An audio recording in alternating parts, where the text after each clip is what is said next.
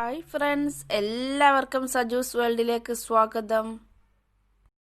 നമ്മുടെ വീട്ടിലൊക്കെ ചിലപ്പോഴൊക്കെ പഴം നന്നായിട്ട് പഴുത്തിട്ട് കറുത്തിട്ടിരിക്കും.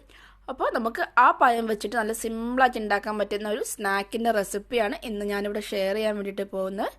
വീഡിയോയിലൊക്കെ കടക്കുന്നതിന് മുമ്പായിട്ട് എൻ്റെ ചാനൽ ആദ്യമായിട്ട് കാണുകയാണെങ്കിൽ പ്ലീസ് ഒന്ന് സബ്സ്ക്രൈബ് ചെയ്യണേ.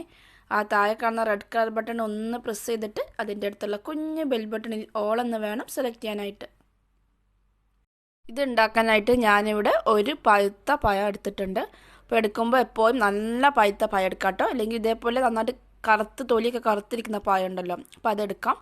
ഞാനിതാ ഇതേപോലെ ഒന്ന് കട്ട് ചെയ്തിട്ട് എടുത്തിട്ടുണ്ട്. ഞാനിവിടെ ഒരു ഫ്രൈ പാൻ ഗ്യാസിൽ വെച്ചിട്ട് അതിലേക്ക് 1.5 ടീസ്പൂൺ ഓയിൽ ഒഴിച്ച് കൊടുത്തിട്ടുണ്ട്. അപ്പോൾ നിങ്ങൾക്ക് വേണമെങ്കിൽ നെയ്യിലും ചെയ്തെടുക്കാം കേട്ടോ. ഇനി അതിലേക്ക് നമ്മൾ നേരത്തെ കട്ട് ചെയ്ത് വെച്ചിരുന്ന പഴം ഇട്ട് കൊടുക്കാം. ഇനി നമ്മൾ ഇതൊന്ന് വഴറ്റിയെടുക്കാൻ വേണ്ടിയിട്ട് പോവാണ്. അപ്പോൾ പഴുത്ത പഴം ആയതുകൊണ്ട് തന്നെ വളരെ പെട്ടെന്ന് തന്നെ ഇത് ഒടിഞ്ഞിട്ട് കിട്ടും കേട്ടോ.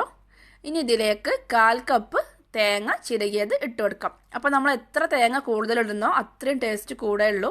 അപ്പോൾ നിങ്ങൾക്ക് വേണമെങ്കിൽ കുറച്ചധികം തേങ്ങയൊക്കെ ഇട്ട് കൊടുക്കാം കേട്ടോ. ഇനി നമുക്ക് ഇതൊന്നും കൂടി ഒന്ന് നന്നായിട്ടൊന്ന് വഴറ്റിയെടുത്തിട്ട് ഇതിലേക്ക് 1/4 ടീസ്പൂൺ പഞ്ചസാര ഇട്ട് കൊടുക്കാം. അപ്പോൾ നിങ്ങളുടെ പഴത്തിൻ്റെ ഒക്കെ മധുരത്തിനനുസരിച്ചിട്ട് പഞ്ചസാര ഇട്ട് കൊടുക്കാം, ഒത്തിരി മധുരം കൂടണ്ട. ഇനി നമുക്ക് ഇതിലേക്കൊരു 1/2 ടീസ്പൂൺ ഏലക്കായ് പൊടിച്ചതും കൂടി ഒന്ന് ചേർത്ത് കൊടുക്കാം, നല്ലൊരു ഫ്ലേവറിന് വേണ്ടിയിട്ടാണ്. അപ്പോൾ ഇത്രയും മാത്രം മതി. ഇനി നമുക്ക് ഈ പഞ്ചസാര ഒന്ന് ഉരുകിയിട്ട് നന്നായിട്ടൊന്ന് മിക്സ് ആക്കിയിട്ട് എടുക്കണം. ഇത് ഇവിടെ ഇപ്പോൾ നന്നായിട്ട് തന്നെ മിക്സായിട്ട് വന്നിട്ടുണ്ട്. പഴം പഞ്ചസാരയൊക്കെ നന്നായിട്ട് മിക്സായിട്ട് പഴമൊക്കെ നന്നായിട്ട് തന്നെ വെന്തൊടിഞ്ഞിട്ടുണ്ട്. ഇനി നമുക്കിത് വേറൊരു ബൗളിലേക്ക് മാറ്റി കൊടുക്കാം. ഇനി ഇതിലേക്ക് നമ്മളൊരു 1/4 കപ്പ് മൈദപ്പൊടിയും കൂടി ചേർത്തിട്ട് നന്നായിട്ടൊന്ന് കുഴച്ചെടുക്കാൻ വേണ്ടിയിട്ട് പോവാണ്. അപ്പോൾ ഈ ടൈമിൽ നമുക്ക് വേണമെങ്കിൽ 1 ടേബിൾ സ്പൂൺ അരിപ്പൊടിയും കൂടി ചേർത്ത് കൊടുക്കാം കേട്ടോ, ഒന്നും കൂടി നല്ല ക്രിസ്പി ആയിട്ടിരിക്കും. അരിപ്പൊടി ചേർത്ത് കൊടുക്കുന്ന ടൈമിൽ ഒത്തിരി കൂടണ്ട കേട്ടോ, 1 ടേബിൾ സ്പൂണൊക്കെ ചേർത്താൽ മതി. ഒത്തിരി കൂടിക്കഴിഞ്ഞാൽ അത് ഹാർഡായിട്ടും പോകും കേട്ടോ. അപ്പോൾ ഇത് കുഴച്ചെടുക്കാൻ വേണ്ടി നമുക്ക് അല്പം വെള്ളം ചേർത്ത് കൊടുക്കാം, എങ്കിലും നന്നായിട്ട് കുഴച്ചെടുക്കാൻ വേണ്ടി പറ്റുള്ളൂ. അപ്പോൾ അതിവിടെ നന്നായിട്ട് തന്നെ കുഴച്ചെടുത്തിട്ടുണ്ട്.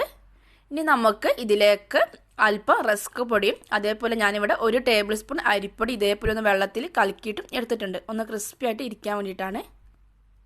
ഇനി നമുക്ക് ഇതിൽ നിന്ന് അല്പം എടുത്തിട്ട് നമുക്കിങ്ങനെ നന്നായിട്ടൊന്ന് ഉരുട്ടിയിട്ട് എടുക്കാം. കൈ വെച്ചിട്ട് നന്നായിട്ടൊന്ന് ഷേപ്പ് ചെയ്തിട്ട് എടുക്കാം. അപ്പോൾ നിങ്ങൾക്ക് ഇതേപോലെ ഉരുട്ടിയിട്ട് തന്നെ എടുക്കണമെന്നില്ല കേട്ടോ, വേറെ ഏത് ഷേപ്പിൽ വേണമെങ്കിലും ചെയ്യാം. അപ്പോൾ അത് നിങ്ങളുടെ ഇഷ്ടത്തിനനുസരിച്ചിട്ട് ചെയ്തെടുക്കാം. ഇനി നമുക്ക് നമ്മുടെ ഈ അരിപ്പൊടിയുടെ മിക്സിയിൽ ഒന്ന് മുക്കിയിട്ട് റസ്ക് പൊടിയിൽ ഒന്ന് മുക്കിയിട്ടെടുക്കാം. ഇത്രയേ ഉള്ളൂ. ഇതേപോലെ നമുക്ക് എല്ലാം ചെയ്തെടുക്കാം കേട്ടോ. അപ്പോൾ എത്ര വലുപ്പത്തിൽ വേണമെന്ന് വെച്ചാൽ അതിനനുസരിച്ചിട്ട് ചെയ്തെടുക്കാം. എനിക്കിവിടെ 11 ബോൾസ് കിട്ടിയിട്ടുണ്ട് ഒരു ബനാന വെച്ചിട്ട്. ഇനി നമ്മളിതൊന്ന് ഫ്രൈ ചെയ്തെടുക്കാൻ വേണ്ടിയിട്ട് പോവാണ്. അപ്പോൾ അതിന് വേണ്ടിയിട്ട് ഒരു പാൻ ഗ്യാസിൽ വെച്ചിട്ട് അത്യാവശ്യത്തിന് വേണ്ട ഓയിൽ ഒഴിച്ച് കൊടുത്തിട്ടുണ്ട്. ഓയിൽ നന്നായിട്ട് ചൂടായിട്ട് നമുക്കതിലോട്ട് ഓരോ ബോൾസായിട്ട് വെച്ച് കൊടുക്കാം. ഒരു ലോ ടു മീഡിയം ഫ്ലെയിമിൽ അല്ലെങ്കിൽ മീഡിയം ഫ്ലെയിമിൽ തന്നെ വെച്ചിട്ട് ഇത് ഫ്രൈ ചെയ്തെടുക്കാം കേട്ടോ, കാരണം ഇത് പെട്ടെന്ന് കരിഞ്ഞു പോകുന്നില്ല. അതേപോലെ നമ്മുടെ പഴം തേങ്ങ ഒക്കെ വെന്തതാണ്, മൈദപ്പൊടി മാത്രം ഒന്ന് വേവാനുള്ളൂ. ഇപ്പോൾ ആ ഒരു ടൈമിലേക്ക് വേണ്ടിയിട്ട് മാത്രം ഇത് പെട്ടെന്ന് തന്നെ ഫ്രൈ ചെയ്തിട്ട് എടുക്കാം.